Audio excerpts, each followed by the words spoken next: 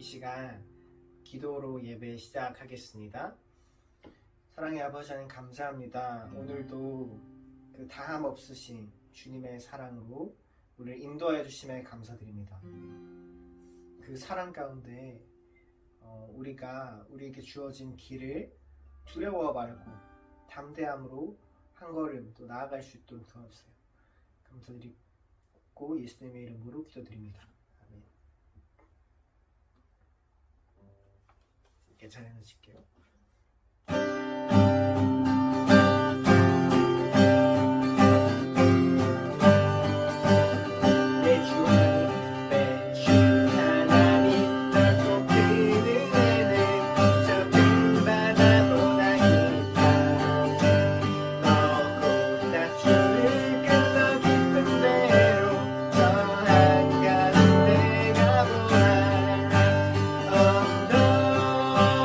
떠나서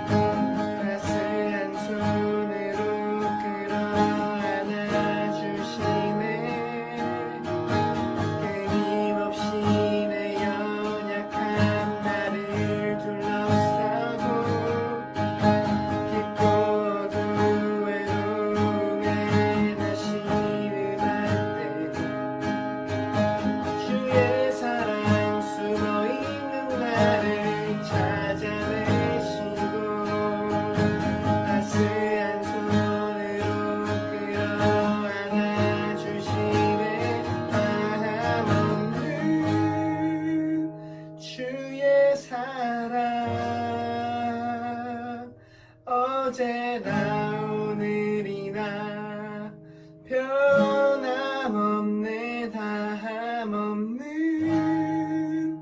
주의 사랑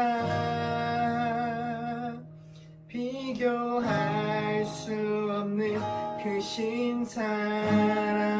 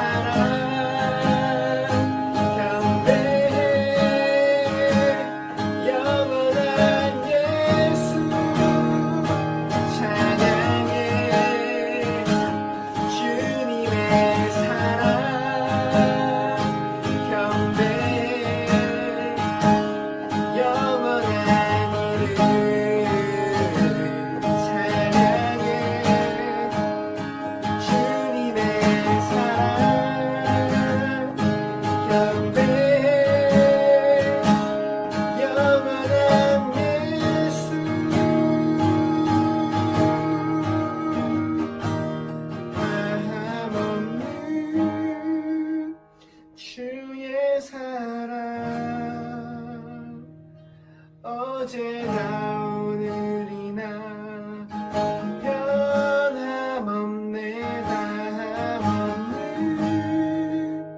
주의 사랑 비교할 수 없는 그 신사랑 다함없는 주의 사랑 어제나 오늘이나 변함없는 다함없는 주의 사랑 비교할 수 없는 그 신사랑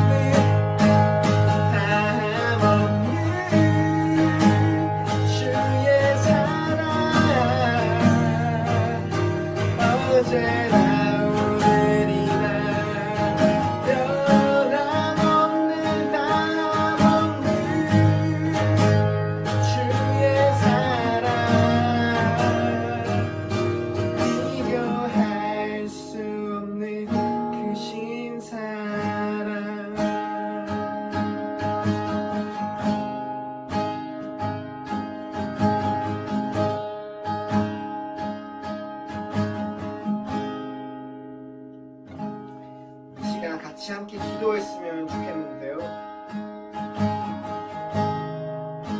우리가 어떤 모습이든지, 우리가 어떤 연약함 가운데 있든지, 우리를 동일하게 사랑하시고 인도하시는 그 주님의 사랑, 그 주님의 사랑 안에서 우리가 오늘도 용기를 내어 다시 한 걸음 있음을 고백합니다. 이 시간 우리가 함께 기도할 때 우리 예배의 시간 가운데 우리가 그 한량 없으신 주신 정말 다음 없는 하나님의 사랑 가운데 그것을 누리는 시간 되게 하여 주시고, 또 예배의 시간을 통하여서 우리 안에 우리를 작아 보이게 만드는 그 모든 것들 가운데 다시금 담대하게 나아갈 수 있고, 이 시간 예배를 위해서 또 함께 같이 기도하셨으면 좋겠습니다. 기도드리겠습니다. 사랑의 아버지, 감사합니다. 주님, 우리가 어떤 모습 가운데 지금 이 예배 가운데 나왔습니까? 주님, 우리 연약함이 있습니까? 주님, 우리 주님께 또 세상 앞에 다 아뢰지 못할 그런 아픔과 괴로움이 있으니까 주님, 우리의 그 모든 것을 주님께 아뢰며 내려놓으며 이 시간 주님께로 나아갑니다. 주님, 주님의 그 다음 없으신 사랑 가운데 우리를 품어주시고 우리를 인도하시니 우리에게 힘내서 다시금 나아갈 수 있음을 고백합니다. 예배의 시간 가운데 주님, 주인 되어주시옵소서.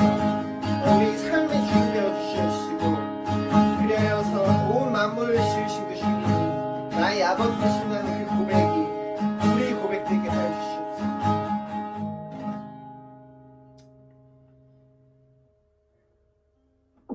사랑의 아버지 하나님, 감사합니다. 오늘도 연약한 우리를 불러주셔서 나의 자녀라고 하시는 주님,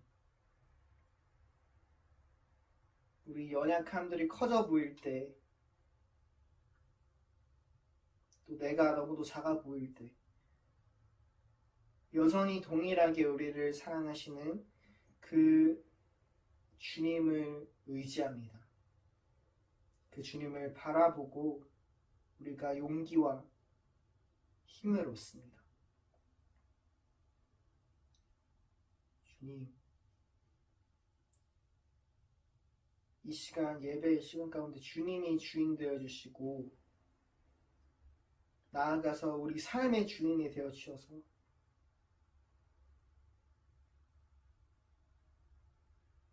주님을 믿고 따를 때 우리를 위하여 예비해 두신 그 놀라운 기쁨과 복을 누리는 삶 되게 해주세요. 예배의 시간 가운데 함께하여 주셔서 우리 마음을 만지시고 또 주님께로 인도하여 주세요. 감사드렸고 예수님의 이름으로 기도드립니다. 아멘. 이 시간 사도신경으로 우리 신앙을 함께 고백하시겠습니다. 나는 전능하신 아버지 하나님, 천지의 창조주를 믿습니다. 나는 그의 유일하신 아들, 우리 주 예수 그리스도를 믿습니다.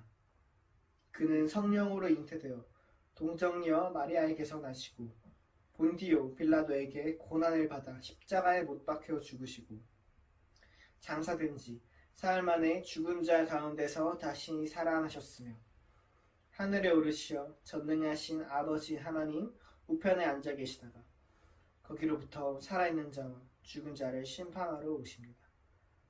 나는 성령을 믿으며 거룩한 공교회와 성도의 교제와 죄를 용서받는 것과 몸의 부활과 영생을 믿습니다. 아멘. 함께 기도하시겠습니다. 하나님 아버지 은혜를 감사합니다. 날씨가 무덥고 또 이제 장마가 끝나가고 있습니다. 지난 한 달간 비가 많이 와서 농사에도 또 여러 가지 사업에도 지장이 참 많은 이런 어려운 여름을 맞고 있습니다. 특별히 또 어려운 사람들이 힘들 그런 시기를 맞고 있습니다. 아버지 하나님, 속히 이제 날씨가 이제 잘 정상화되고 많은 사람들이 생활에 어려움 없도록 하나님 인도하여 주시옵소서. 오늘 학생들은 또 방학 동안에 이제 자기가 하고자 하는 이제 많은 또 일들도 하고 여행도 하고 또 아르바이트도 하고 이제 2학기를 준비하고 있습니다. 아버지 하나님, 2학기 가을에는 학원의 모든 복음이 더 펼쳐나게 하시고 학생들이 주님께 돌아오는 그런 가을 될 수 있도록 하나님 인도하여 주시옵소서. 특별히 아버지 하나님도 우리 군대인 형제들 이 무더운 날씨에도 국방 임무를 다하기 위해서 수고하고 있습니다. 저들을 위로하시고 저들에게 용기를 주시며 이 어려운 시절을 잘 인내하여 정말 세상에 나와서 또 인내심을 가지고 어려움 있을 때마다 승리하는 저희들 되게 하시고, 특별히 그 가운데 믿음 가지고 주께 나오는 우리 청년들이 있습니다. 저들을 축복하여 주시옵소서. 오늘도 신령과 진정으로 예배게 하시며 말씀으로 은혜받아 세상 가운데 승리하는 저희들 되게 하여 주시옵소서. 감사드리며 예수님 이름으로 기도했습니다. 아멘. 백목성의 크리스찬 독서교실.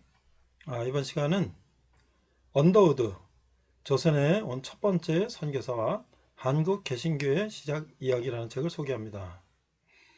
저자는 언더우드 선교사님의 부인인 릴리어스 호턴 언더우드 선교사님이시고요. 이만열역으로 아이브빛 출판사에서 출판된 책입니다.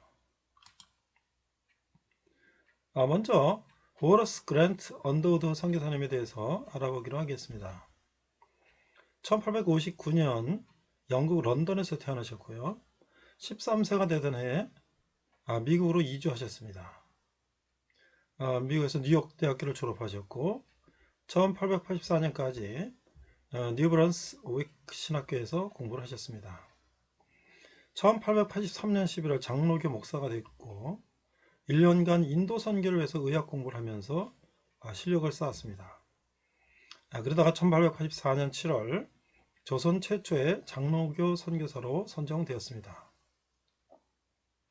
하지만 조선은 그 당시 개화파들이 일으킨 정변인 갑신정변으로 사회가 혼란하였기 때문에 일본에 머물러야만 했습니다.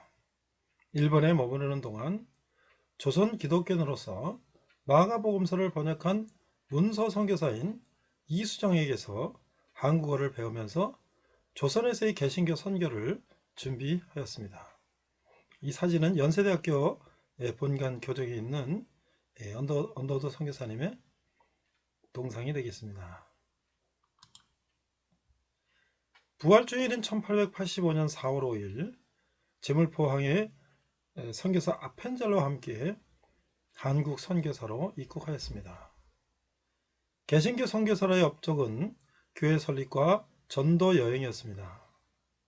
1887년에 조선인 교우들의 참여로 조선 장로교 교회사에서 첫 장로교 교회인 정동교회, 현재 세문안교회를 설립하였습니다. 1886년에 세워진 경신학교를 전신으로 하는 연희전문학교는 1915년 미국 북장로교 후원으로 호러스 그랜트 언더우드 선교사님이 설립하였습니다.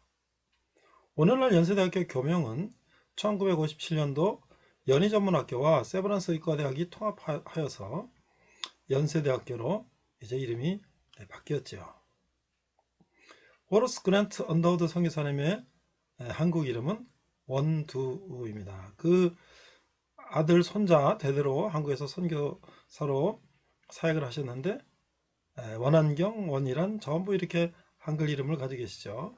당시에 많은 그 외국 선교사님들이 한글 이름을 가졌습니다만은 이 언더우드 선교사님의 가족은 아주 유명하죠.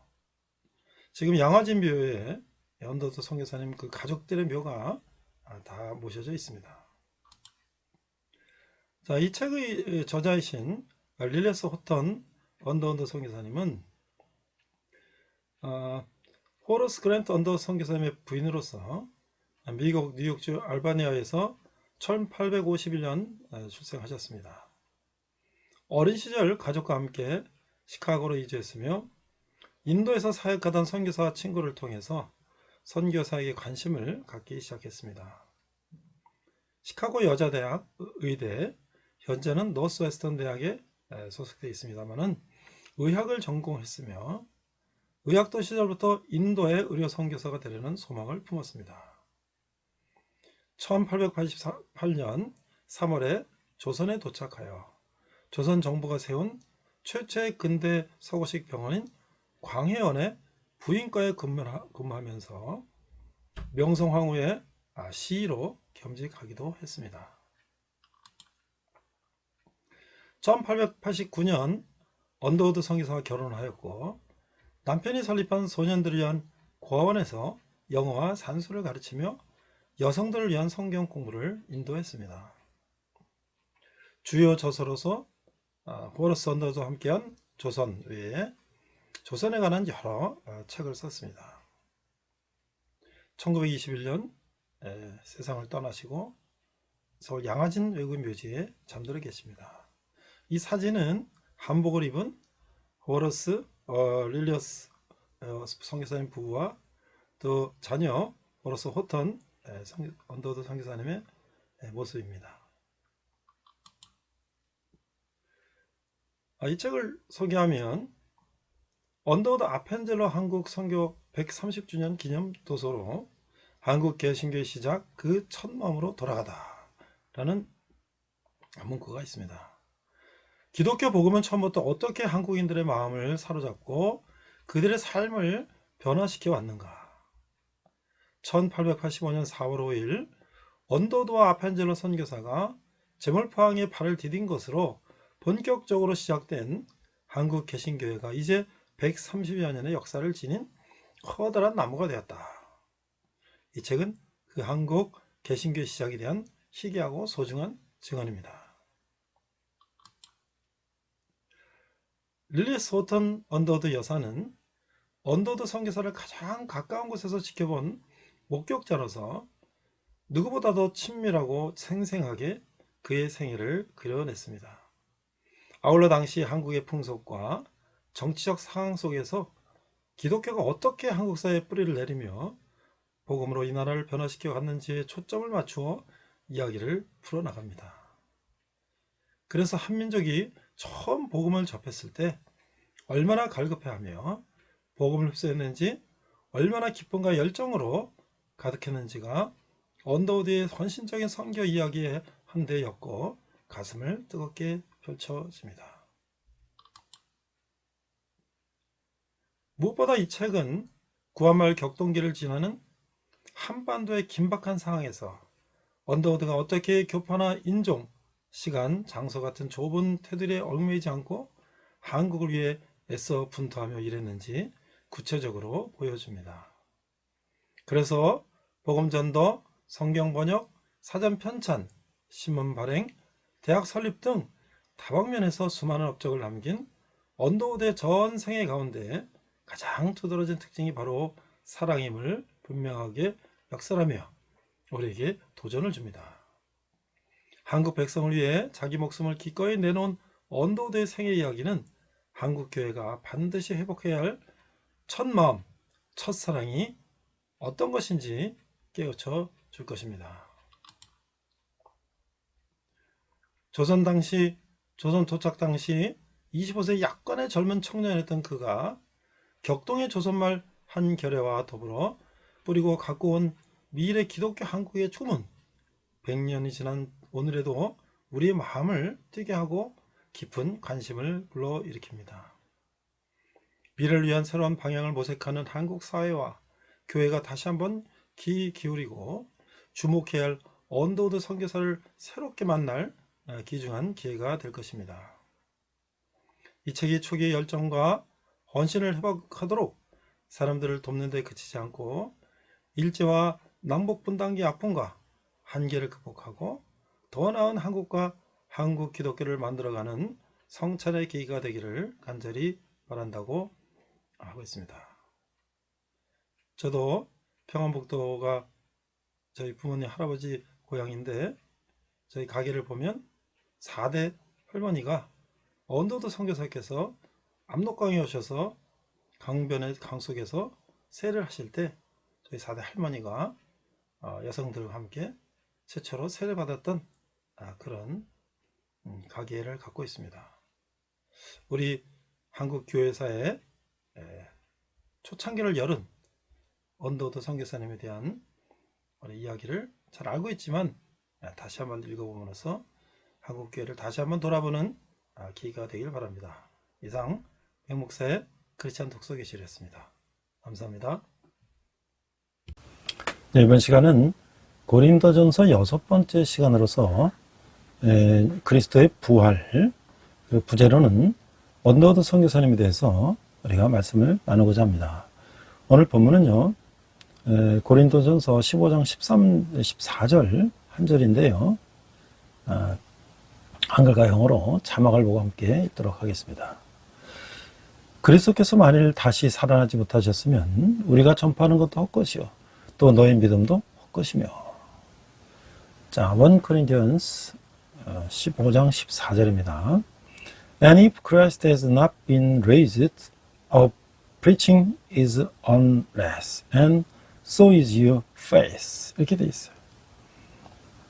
자, 제자들이 목격한 그리스도의 부활을 고린도서 15장 1절 7절에는 이렇게 설명하고 있습니다. 형제들아, 내가 너에게 전한 복음을 너에게 알게 하노니 이는 너희가 받은 것이요 또 그 가운데 선 것이라.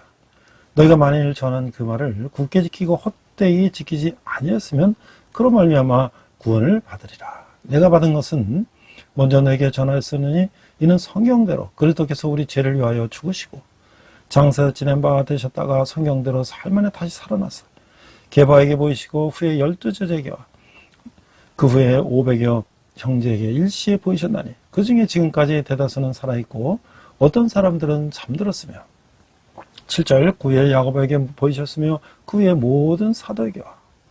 자, 이 첫 번째 단락은요, 제자들이 목격한 그리스도의 부활을 목격한 것을 바울은 이렇게 설명하고 있어요. 복음의 핵심은 예수 그리스도의 죽음과 이제 부활이죠. 교회는 이 복음이 이 복음의 터 위에 세워졌어요. 우리가 복음을 헛되이 믿지 않고 굳게 지키면 구원을 얻게 되는 거예요.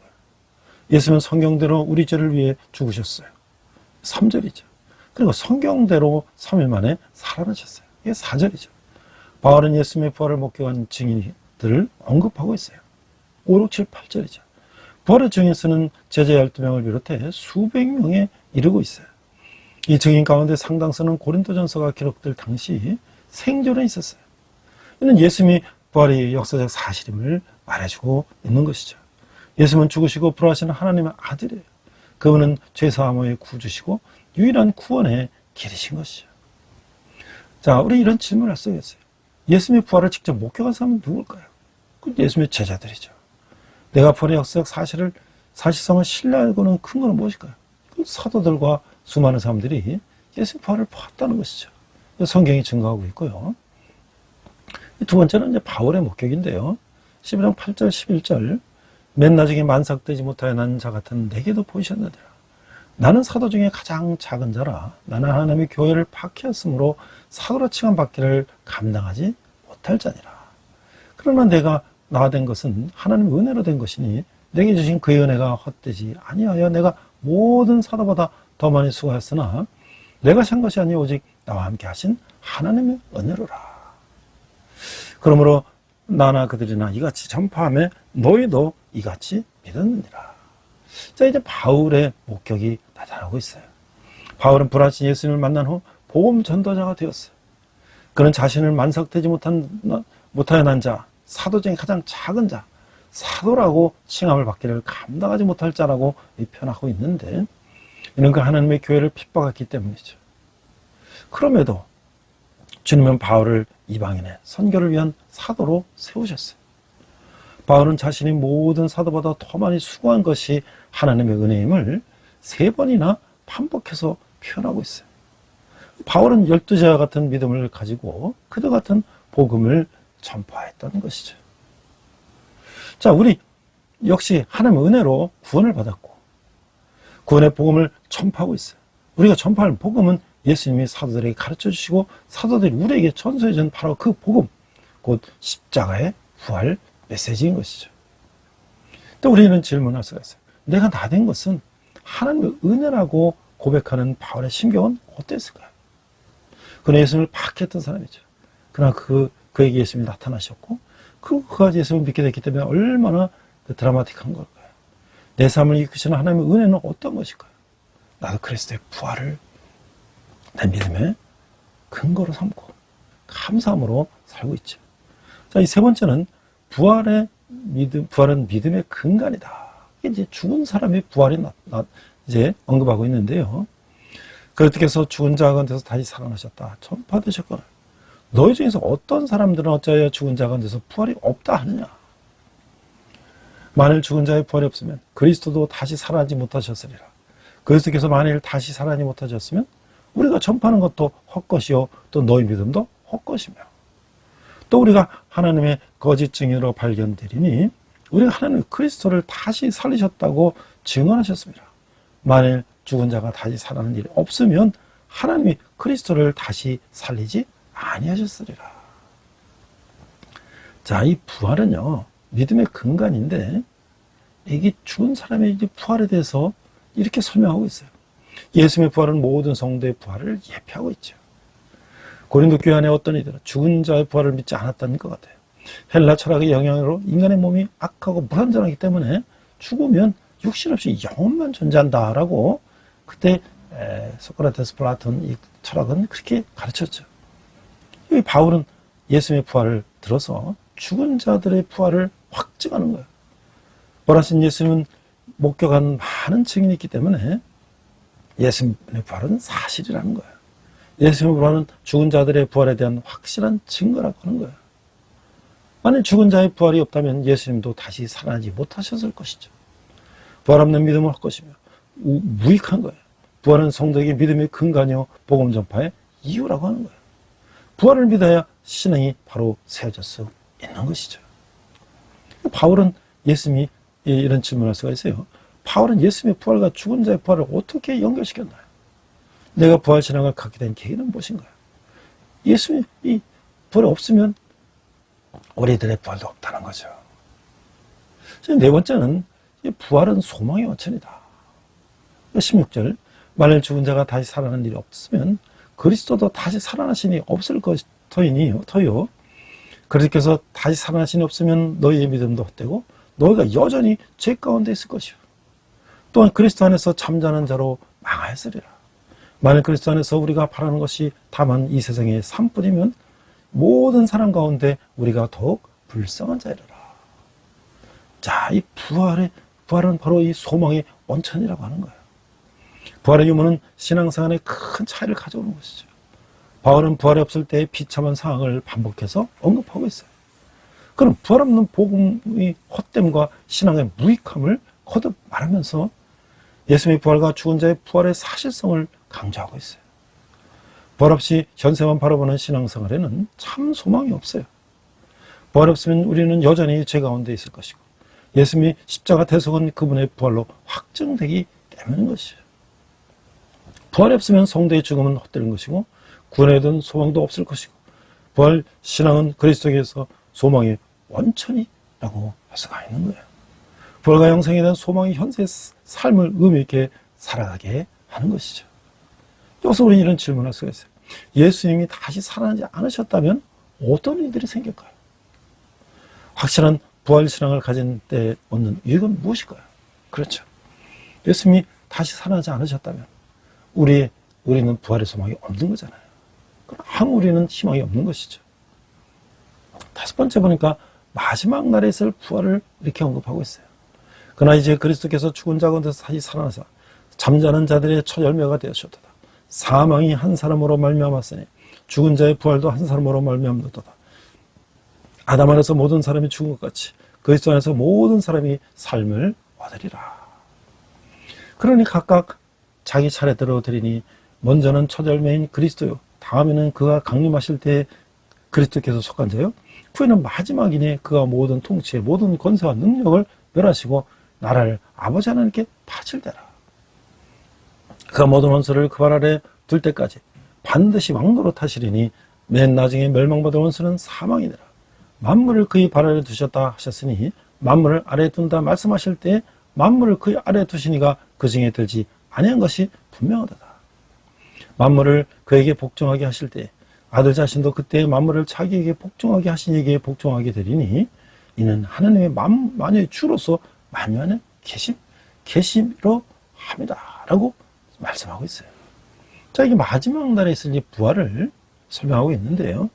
예수님의 부활은 역사적 사실이고 그분은 잠자는 자들의 첫 열매가 되셨어요. 첫 열매는 열매가 계속해서 많이 맺힌다는 사실을 암시하고 있죠.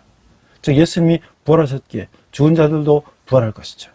바울은 아담과 예수 그리스도를 태도해서 설명하고 있어요. 아담은 사망을 가져왔으나 예수님은 생명을 가져왔어요. 따라서 아담의 모든 후손은 예수님을 믿어야 하는 것이죠.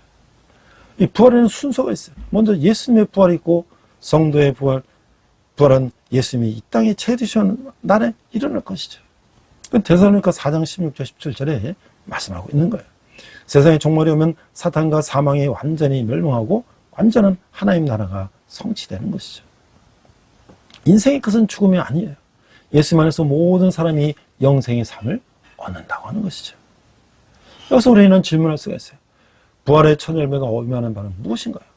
사랑하는 사람의 죽음으로 인해 낙심에 빠진 이에게 어떤 일을 주셨나요? 자, 우리는 죽음이 끝이 아니라 다시 우리가 만날 때는 우리가 기대하는 것이죠. 자, 이제 부활을 믿는 이 삶에 대해서 이렇게 말씀하고 있어요. 만일 죽은 자들이 도무지 다시 살아나지 못하면 죽은 자들을 위하여 세례를 받는 자들이 무엇을 하겠느냐? 어찌하여 그들을 위하여 세례를 받느냐? 또 어찌하여 우리가 언제나 위험을 무릅쓰려? 형제들아, 내가 그리스도 예수 우리 주 안에 가진 바 너희에 대한 나의 자랑을 다투고 탄원하노니 나는 날마다 죽노라. 내가 사람의 방법으로 에베소에서 맹수와 더불어 싸웠다면 내게 무슨 유익이 있으리요? 죽은 자가 다시 살아나지 못한다면 내일 죽을 터이니 먹고 마시자 하리라. 속지 말라. 악한 농부들은 선한 행실을 더럽히나니 껴 의를 행하고 죄를 짓지 말라. 하나님을 알지 못하는 자가 있기로 내가 너희를 부끄럽게 하기를 위하여 말하노라.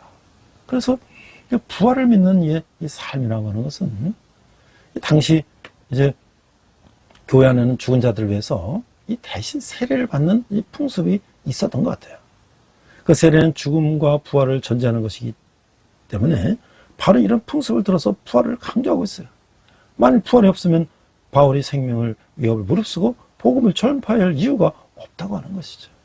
그럼 부활을 믿었기에 맹수 곧 자신의 생명을 해치려는 이들의 끊임없는 위험을 감수하면서도 복음에서 수고했던 거예요. 부활을 믿지 않는 사람은 어차피 죽으면 끝이니 마음껏 먹고 마시면서 쾌락을 추구할 것이죠. 그러나 부활을 믿는 사람은 깨어 의를 행하고 죄를 멀리하는 거예요. 부활 소망은 영원한 내세주를 준비하며 오늘을 거룩하고 성실하게 살게 하는 것이죠. 자, 우리는 질문할 수가 있어요. 바울이 생명의 위험을 감수하면서 복음을 위해서 수고한 이유는 무엇일까요? 부활을 소망하기에 내가 그 주님의 방법으로 견뎌야 할 일은 무엇일까요? 그렇죠. 바울은 부활의 소망을 가지기 때문에 이 세상의 어려움에 대해서도 낙담하거나 두려워하지 않고 담대히 싸워 이길 수 있었다고 하는 것이죠. 저는 이 1884년 부활 주일 아침에 제물 포항에 들어온 이 미국의 선교사 언더우드 아벤젤로 선교사를 생각하면 그것이 바로 조선의 부활이 아닌가. 이 호레이스 언더우드 선교사는요, 1859년에서 1916년에 돌아가셨는데요. 오늘 한국교회 성장 뒤에는 자신의 젊음을 바쳐서 마지막 미지의 땅으로 찾아온 선교사들의 이 헌신이 있었다는 거죠. 건너서 우리를 도우라는 소망으로 복음을 들고 이 땅에 찾아온 선교사들이 있었어요. 특별히 선교에 있어서 언더우드는 미국 북장로교가 파송한 한국교회 대표적인 선교사로 그 자손들은 선교사 이 명문 가문으로 대를 이어서 사랑의 성경을 이제 전하고 있죠. 첫 번째, 한국에 갈 사람이 하나도 없다. 1859년 영국 런던에서 존 언더우드와 엘리자베스 그랜트 메리 사이의 6남매 중 넷째로 태어난 언더우드는 어려서부터 종교적인 분위기에서 자랐어요. 그가 선교사의 꿈을 갖기는 아주 어린 시절부터 있었다고 해요. 14살 되던 해에 인도 사람의 강연을 듣고 인도 선교사로 갈 생각을 한 것이, 이런 생각은 대학 신학교를 거치면서 더욱 확고해졌으며 처음 그가 가려고 했던 선교지는 인도였어요. 그는 1년간 의학을 공부하면서 선교에 필요한 것들을 준비하던 중 1882년 일본에서 사역하던 올버트 올드만에게 한국에 대해서 얘기를 듣고 선교지를 변경했어요. 그러나 한국 선교사로 파송되는 일도 생각했던 것처럼 쉽게 풀리지는 않았어요. 그가 소속된 개혁교회 본부에서 2차에 걸쳐 한국 선교 청원서를 냈으나 자금이 없다는 이유로 거절당했어요. 이어 미국 북장로교회 해외 선교부에도 같은 요청을 2번씩이나 냈으나 역시 아직은 시기상조라는 이유로 거절을 당했어요. 그런 뉴욕에 있는 한 기업계에서 1년에 $1,500를 조건으로 그를 청빙했던 것이에요. 그 언더우드 선교사의 꿈이 좌절된 상태에서 이 같은 청빙을 받자 이에 응하기로 했어요. 그러나 바로 그 순간 또다시 신비한 음성을 들었어요. 한국에 갈 사람이 하나도 없다니 한국은 어떻게 될까? 언더우드는 그 길로 센터 스트리트 23번지 옛 장로의 선교본부 건물이 있는 곳으로 방향을 돌렸어요. 언더우드가 다시 마음을 정하고 미국 북장로교회 해외선교를 찾아갔을 땐 총무가 바뀌어 있었어요. 훗날 한국 선교에서 지원을 아끼지 않은 엘리니도 박사가 총무로 부임해서 그를 맞이하고 있었던 거예요. 언더우드는 해외선교 총무 엘리니도 박사의 지원과 맥 윌리엄스의 기부금 $6,000를 받고 1884년 7월 28일 미국 장로회 북장로회 선교부를 통해서 한국 최초의 목회자 선교사로 임명이 됐던 것이에요. 그래서 이제 이수정의 번역 성경을 들고 이제 한국을 들어가게 됐는데, 언더우드는 1884년 12월 16일 샌프란시스코를 떠나서 1885년 1월 25일 요코하마에 도착을 했어요. 그리고 약 3개월 동안 일본에서 머물면서 여러 사람을 만났는데, 주로 햇번 선교사 사택에 머물면서 미국 선교사 공회의 루미스에게 최근 한국 상황에 대한 설명을 들을 수가 있었어요.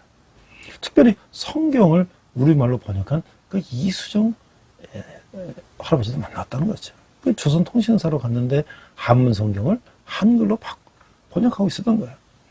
또 기중원 동지를 만났으니 그가 자신 같은 목적을 갖고 한국에 들어가기 위해 준비하고 있던 감리교 선교사 아펜젤러였던 거예요.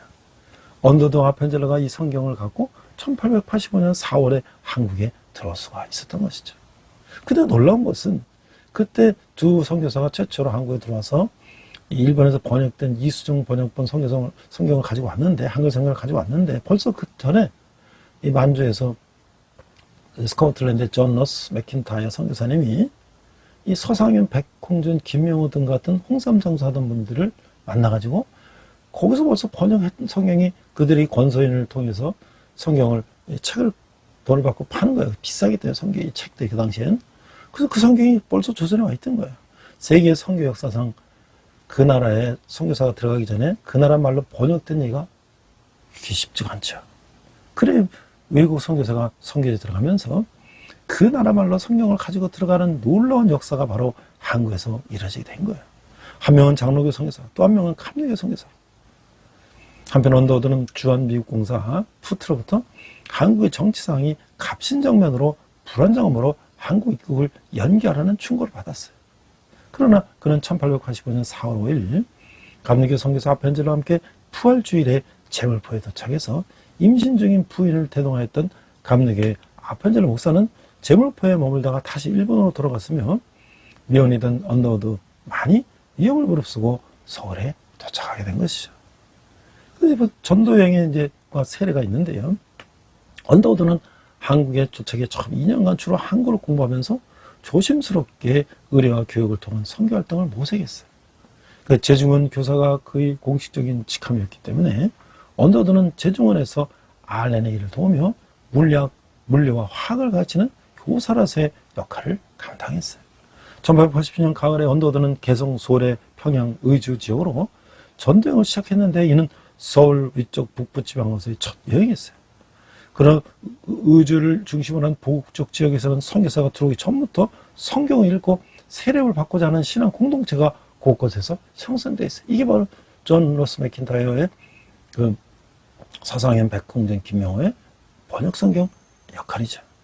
이 언더우드는 1886년 알렌의 화학 선생 노춘경에게 세례를 베풀고 전도여행을 할 때도 몇몇 신자들을 문답하고 세례를 주었어요.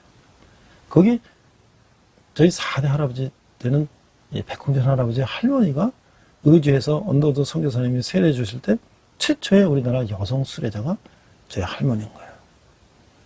언더우드는 1888년 아펜젤러와 함께 개성과 평양을 방문하고 1889년 3월에는 재중원에서 활동하던 릴리아스와 결혼해서 신혼여행으로 평양을 지나 의주, 감기, 압록강변 마을을 여행을 했어요.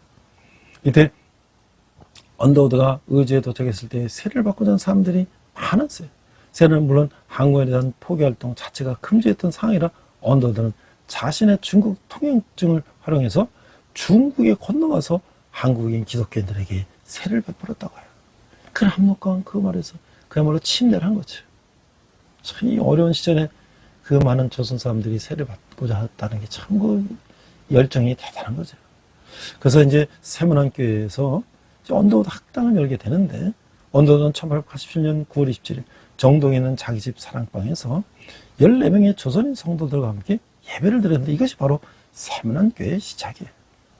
교회 창립에 모인 14명 중 13명은 언더우드가 입국하기 전 만주에서 존 노스 목사로부터 세례를 받았던 서상윤과 한국인들의 인도로 신자가 된 일이었다.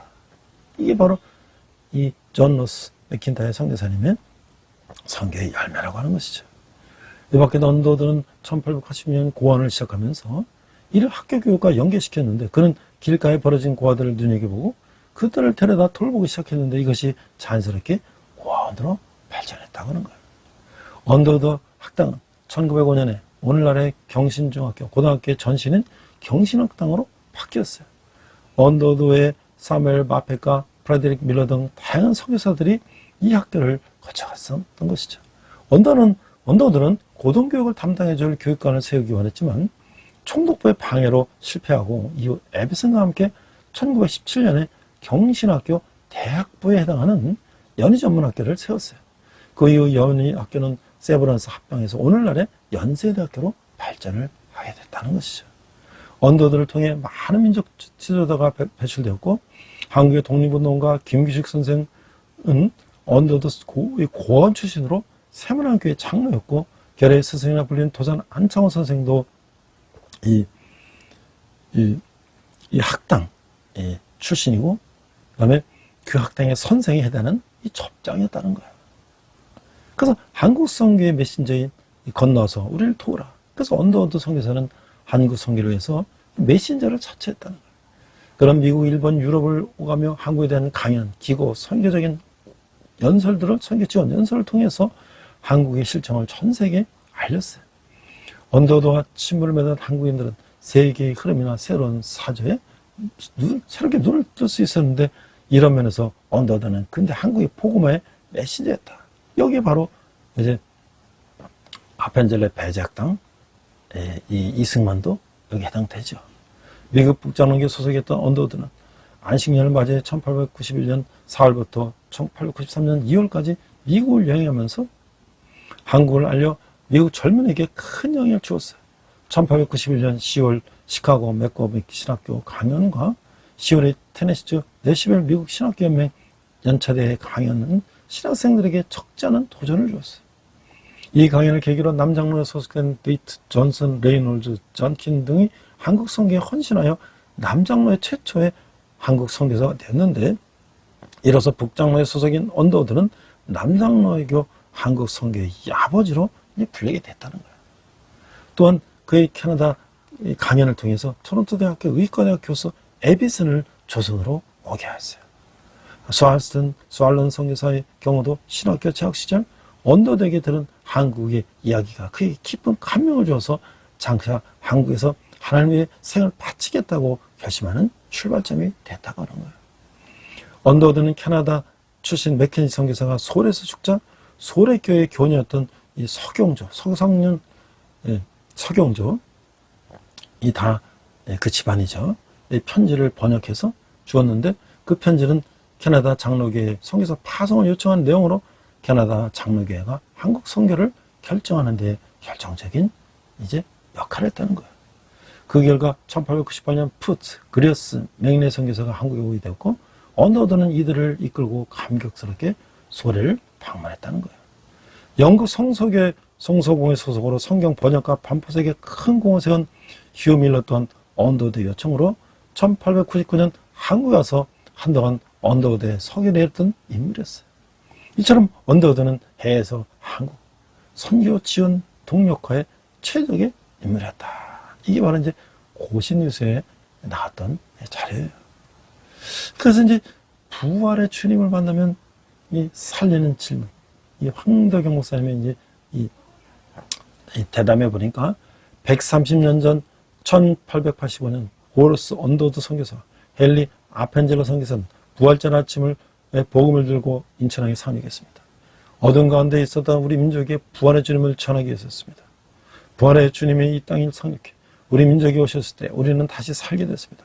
부활하신 예수님을 만나는 영혼마다 다시 살아나고 교회가 일어나고 교육과 의료와 사회적 전반적인 이 영역의 복음의 열매가 맺혀졌어요. 정말 놀라운 복음 받는 민족이 되었어요. 부활하신 예수님을 만나는 영혼마다 새로집니다. 그분을 만나는 도시마다 종족마다 민족과 나라마다 새로운 역사가 나타나게 됩니다. 바울도 다메섹 속에서 부활하신 주님을 만나 인생이 바뀌었습니다. 똑같은 다메섹 길인데 그리스도인을 핍박하던 길에서 부활하신 주님을 전파하는 길로 바뀌었습니다. 똑같은 가정, 똑같은 직장, 똑같은 삶의 현장입니다. 그러나 부활하신 주님을 만난 인생에게는 각각의 자리가 완전히 다르게 다가옵니다. 부활하신 주님을 위해서 내 인생 전부를 드립니다. 주님은 우리에게 이렇게 말씀하십니다. 나는 부활 생명이니 나를 믿는 자는 죽어도 살겠고 무릇 살아서 나를 믿는 자는 영원히 죽지 아니라. 요한복음 11장 25, 26절 말씀이에요. 부활하신 능력이고 소망이고 생명인 것이죠. 이만큼 부활이 중요하다는 거예요. 그래서 이제 이 몸의 부활에 대해서 이제 세 가지 유출하고 있어요. 그 15장 35절 41절 보니까 누가 먹기를 죽은 자들이 어떻게 다시 살아나며 어떤 먹으러 오느냐 하리니 어리석은 자여 네가 뿌리는 씨가 죽지 않으면 살아나지 못하겠고 또 네가 뿌리는 것도 그것은 장래의 형체를 뿌리는 것이 아니요 다만 미리니 미치나 다른 길이 알맹이 뿐이로되 하나님이 그때따라 우리에게 형체를 주시되 각 종자에게 그 형체를 주시느니라. 육체는 다 같은 육체가 아니니 하나는 사람의 육체요 하나는 짐승의 육체요 하나는 새의 육체요 하나는 물고기 육체라. 하늘에 속한 형체도 있고 땅에 속한 형체도 있으니 하늘에 속한 것이 영광이 따로 있고 땅에 속한 것의 영광이 따로 있으니 해의 영광이 다르고 달의 영광이 다르며 별의 영광도 다른데 별과 별의 영광이 다르도다. 자, 이 세 가지 유추인데요. 사람들 죽은 자가 어떻게 다시 살아나며 또 어떤 몸으로 살아났냐고 의문을 제기하죠. 이에 바울은 이 세 가지 유추를 이렇게 증명하고 있어요. 첫째, 씨앗과 열매 유추. 씨앗과 열매가 같으면서도 다르듯 사람도 부활하면 지금과 같으면서도 전혀 다른 이 몸이 된다는 거예요. 둘째는 이 동물의 유추. 하나님은 놀라운 능력으로 부활의 몸을 만드실 것이에요. 세 번째는 이 천체의 유추. 부활한 몸은 죽었다가 다시 살아나서 독특하게 영광스러운 존재가 될 것인데 예수님을 믿는 우리는 예수님을 따라 그분의 형상을 입어 신령한 몸으로 부활하고 영광의 몸을 입을 것이에요. 그래서 이런 질문을 할 수 있어요. 바울은 어떤 유추들을 사용해서 부활의 몸을 설명했나요? 내가 기대하는 소망하는 부활의 몸은 어떤 것인가요? 자, 그 다음에 이제 네 가지 또 추론이 있어요. 15장 42절에서 49절 보니까 죽은 자의 부활도 그와 같으니 썩을 것으로 심고 썩지 않을 것으로 다시 살아나며 욕된 것으로 심고 영광스러운 것으로 다시 살아나며 약한 것으로 심고 강한 것으로 다시 살아나며 육의 몸으로 심고 신령한 몸으로 다시 살아나니 육의 몸이 있은즉 또 영의 몸도 있느니라. 기록된 바 첫사람 아담은 생명이 되었으니 생명이 되었다 함과 같이 마지막 아담은 살려주는 영이 되었느니 그러므나 먼저는 신령한 사람이 아니요 육의 사람이요 그 다음에 신령한 사람이나 첫사람은 땅에서 났으니 흙에 속한 자이거니와 둘째 사람은 하늘에서 나셨느니라. 무릇 흙에 속한 자들은 저 흙에 속한 자와 같고 무릇 하늘에 속한 자들은 저 하늘에 속한 이와 같으니 우리가 흙에 속한 자의 형상을 입은 것 같이 또한 하늘에 속한 자의 형상을 입으리라. 자, 이게 네 가지 추론은요. 부활의 몸은 지금의 몸과는 다른 거예요. 바울은 자연의 유추로부터 부활의 몸에 대해서 이게 추론하는데 첫째, 육체는 썩지만 부활체는 썩지 않는다. 즉 부활의 몸은 죽지가 않는다는 거예요. 둘째, 육체는 육되지만 부활체는 영광스럽다. 즉 부활한 몸은 죄를 지지 않는다는 거예요. 셋째, 육체는 약하지만 부활체는 강하다. 즉 부활한 몸은 병에 걸리지 않는다는 거예요. 넷째, 육체는 육의 몸이지만 부활체는 신령한 몸이다. 즉 부활한 몸은 완전하다고 하는 거예요. 그래서 우리는 지금 흙에 속한 몸을 입고 있지만 장차 하늘에 속한 몸을 입을 것이에요. 현재는 병들고 연약해 어려움을 겪지만 소망 가운데 부활의 날을 기다려야 한다는 것이죠. 그 예수님이 주시는 생명을 받아서 영원히 살 것이기 때문인 것이죠. 그래서 이런 질문을 할 수가 있어요. 바울은 육이 몸과 영의 몸을 어떻게 대조하나요? 약하고 불완전한 육신을 지었어도 소망을 품고 살아가는 이유는 무엇인가? 바로 우리가 천국에서의 우리 몸은 영원한 몸이라는 것이죠. 그러니까 부활을 기다려라. 50절 형제들아 내가 이것을 말하노니 혈과 육은 하나님의 나라를 이미 받을 수 없고 또한 썩는 것은 썩지 않는 것을 유업으로 받지 못하느니라. 보라 내가 너에게 비밀을 말하노니 우리가 다 잠잘 것이 아니요 마지막 나팔의 순식간에 호련히 다 변화되리니 나팔 소리가 나매 죽은 자들이 썩지 않을 것으로 다시 살아나고 우리도 변화되리라. 이 썩을 것이 반드시 썩지 아니할 것을 입겠고 이 죽을 것이 죽지 아니함을 입으리로다. 야, 그래서 이제 부활을 기다리는 거예요. 우리가 부활하는 때는 마지막 날, 곧 주님이 재림하시는 때이죠. 혈과 육, 곧 현재 육체로는 하나님 나라를 이어받을 수가 없는 것이에요. 이 땅에서 썩어없으실 몸으로는 영원한 하나님 나라에 들어갈 수가 없기 때문이죠. 우리는 현재 몸이 아닌 부활의 몸을 입고 천국에 들어갈 것이에요. 그렇다면 이런 일은 언제 일어날까요? 바울은 우리에게 그 비밀을 알려주고 있어요. 예수님을 믿은 사람은 무덤에서 영원히 잠들지 않을 것이에요. 마지막 나팔의 순식간에 호련히 변화될 것이에요. 예수님이 다시 오시는 그날 사망은 패배하고 죽은 자들이 썩지 않을 몸으로 다시 살아나며 살아있는 자들도 변화될 것이에요. 이게 바로 데살로니가 전서 4장 말씀이죠. 여기서 이런 질문을 할 수가 있어요. 하나님 나라에 들어가려면 어떤 몸을 입어야 하나? 마지막 나팔의 순식간에 호련히 변화될 그날을 위해서 나는 어떻게 준비해야 되나요? 오늘 하루를 열심히 사는 것이죠. 자, 이제 주님이 일에 힘쓰라. 이 썩을 것이 썩지 않음을 입고 이 죽을 것이 죽지 않음을 입을 때에는 사망을 삼키고 이기리라고 기록된 말씀이 이루어지자. 사망은 너희 승리가 어디 있느냐? 사망은 내가 쏘는 것이 어디 있느냐? 사망아 쏘는 것은 죄요 죄의 권능은 율법이라. 우리 주 예수 그리스도로 말미암아 우리에게 승리를 주시는 하나님께 감사하노니 그러므로 내 사랑하는 형제들아 건실하며 흔들리지 말고 항상 주일에 더욱 힘쓰는 자들이 되라. 이런 너희 수고가 주 안에서 헛되지 않는 줄을 아미라. 그래서 이제 주님이 일에 힘쓰라고 하는 거예요. 부활의 승리는 사망의 영원한 패배, 그리고 사망은 죄의 결과예요. 죄가 독침이 되어서 사망에 이르게 하는 것이죠. 죄의 권능이 율법인 이유는 율법으로 인해 죄가 선명히 드러나기 때문이에요. 하나님 예수님의 십자가의 부활을 통해서 우리에게 사망에 대한 승리를 안겨주셨어요. 이런 은혜를 거저받은 우리는 부활에 대한 확고한 믿음을 가지고 흔들리지 말아야 하는 것이죠.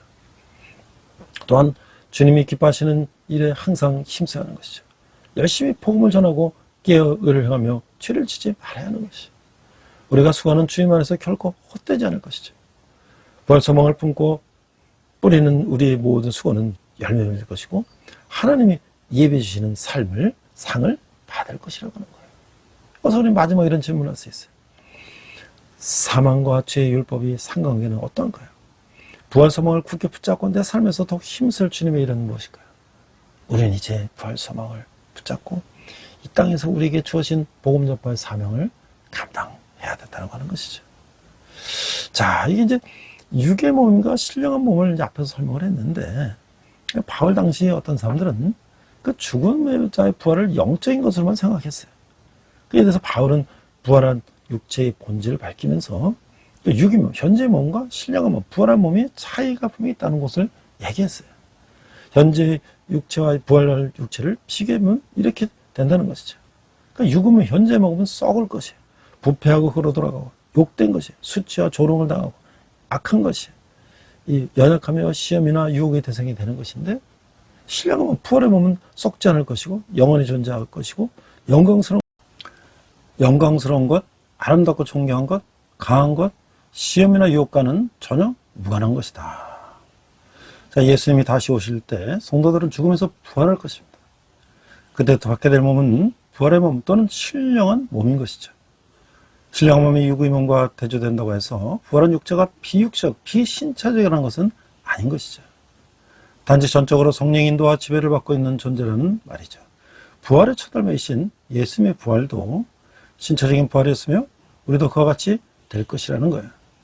부활한 몸은 육체의 소화기적 기능이나 결혼 제도가 필요 없는 상태가 될 것이며 현재 육체적인 몸을 능가하는 능력과 자질을 가지게 될 것이다. 또한 낮은 몸이 예수님의 영광스러운 몸의 형체를 와 같이 변하게 될 것이다 라고 하는 것이죠. 자, 마지막으로 다니엘 김 목사님이 초린이라고 천국의 현실을 살라 이런 걸 보니까 수많은 믿음의 선지는 고난을 받되 그것을 구차히 면하라고 하지 않고 부활을 사모했습니다. 오늘 자신의 문제가 해결된 것만 극구하다면 다시 오실 주님께 마음이 불타오르지 않는다면 우리는 끝까지 이 믿음을 지킬 수가 없습니다. 부활을 소망하는 사람은 현실의 법에서 붙여 살아가는 것이 아니라 천국의 현실을 살아갑니다. 대사가 파견된 나라의 법에 따라 재판을 받는 것이 아니라 자기를 보낸 나라의 법에 따라 적용을 받는 것처럼 말입니다.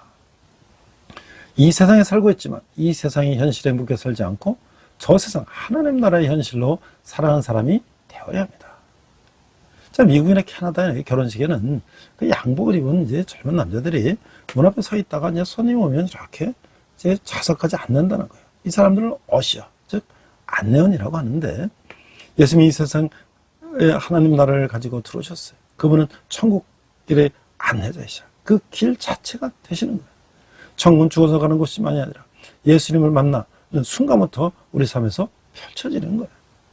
이것이 부활신앙이에요. 그 나라는 돈으로도 힘으로도 못 가고 오직 거듭나가는 나라, 믿음으로 가는 나라가 하나님 나라라고 하는 것이죠. 그렇게 우리는 고백을 합니다. 조막이나 궁궐이나 구주에서 오신 것이 그 어디나 하늘나라, 지금 있는 자리에서 천국 현실을 살아가며 부활을 소망하는 우리가 되기 바랍니다. 기도하겠습니다. 하나님 아버지 은혜를 감사합니다. 우리가 부활이 없으면 우리 믿음은 헛것이라는 사도 바울의 믿음을 가지고 우리가 부활의 소망을 가지고 이 세상 가운데 승리하는 저희들 되게 하여 주시옵소서. 감사드리며 예수님 이름으로 기도했습니다. 아멘. 시간 내게 있는 모든 것을 찬양하시면서 함께 헌금하시겠습니다.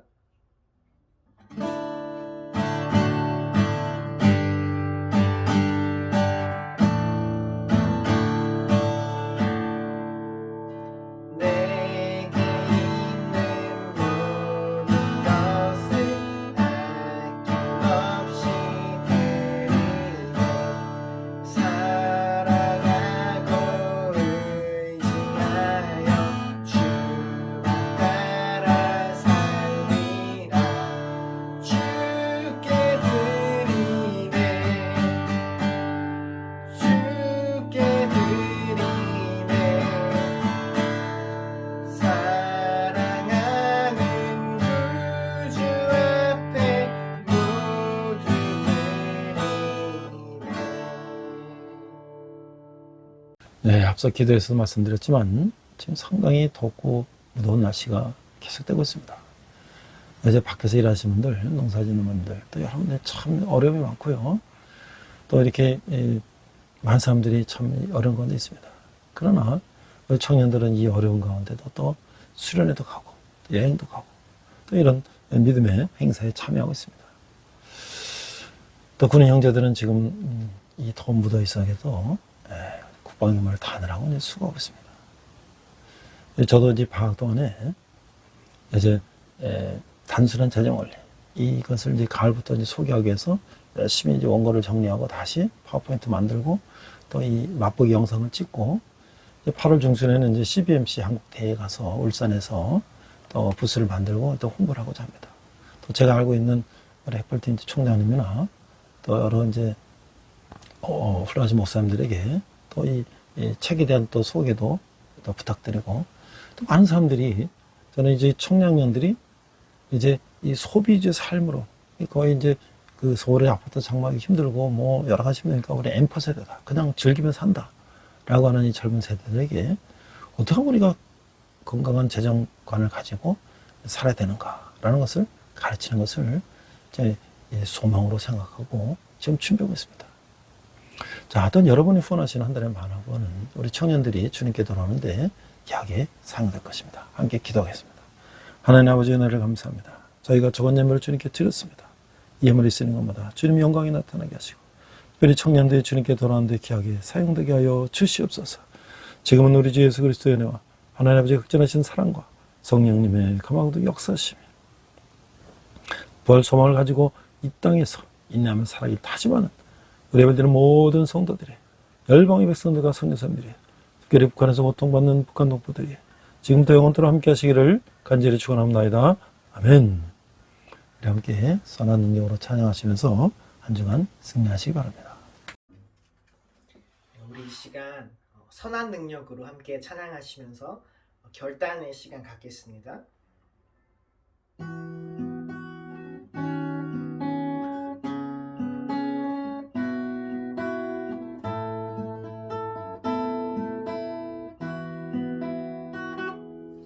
그 선한 힘에 고요히 감싸여 그 놀라운 평화를 누리며 나 그대들과 함께 걸어가네. 나 그대들과 하늘을 여네. 지나가 너물 어둠의 날들이 무겁게 내 영혼 짓눌러도 오 주여 우릴 외면치 마시고 약속의 구원을 이루소서. 그 선한 힘이 우릴 감싸시니 믿음으로 일어날 일 기대하네. 주 언제나 우리와 함께 계셔. 하루 또 하루가 늘 새로워. 주께서 밝히신 작은 촛불이 어둠을 헤치고 타오르네. 그 빛에 우리 모두 하나 되어 온 누리에 비추게 하소서. 그 선한 힘이 우릴 감싸시니 믿음으로 일어날 일 기대하네. 주 언제나 우리와 함께 계셔. 하루 또 하루가 늘 새로워. 이 고요함이 깊이 번져갈 때 저 가슴 벅찬 노래 들리네. 다시 하나가 되게 이끄소서. 당신의 빛이 빛나는 이 밤 그 선한 힘이 우릴 감싸시니 믿음으로 일어날 일 기대하네. 주 언제나 우리와 함께 계셔. 하루 또 하루가 늘 새로워. 그 선한 힘이 우릴 감싸시니 믿음으로 일어날 일 기대하네. 주 언제나 우리와 함께 계셔. 하루 또 하루가 늘 새로워. 주님과 동행하시는 복된 한 주 되시길 축복합니다.